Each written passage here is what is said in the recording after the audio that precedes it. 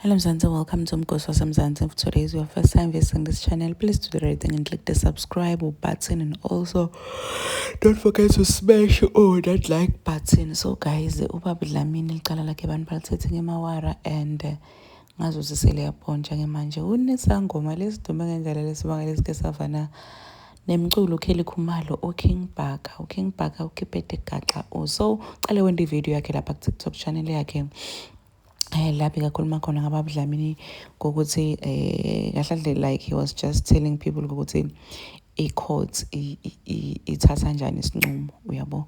So people ask uBhaka ukuthi hayi awusibhulele lapho phela ucheke ushayide inhlolo ucheke ukuthi baba Dlamini ngabe liqala ulendile nobe awuyasukelwa na vela kalendanga. Guess what?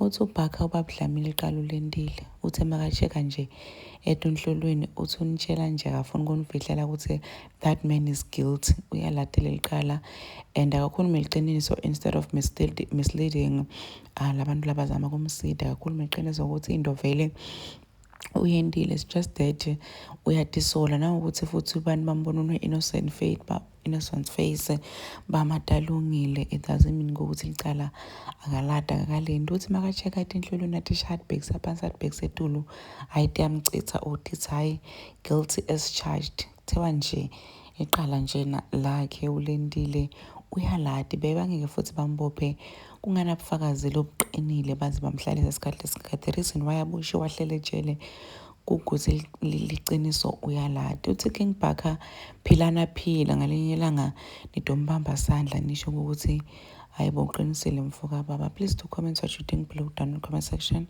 Don't forget to hit the notification bell. I will see you in the next one. I am signing out. Goodbye.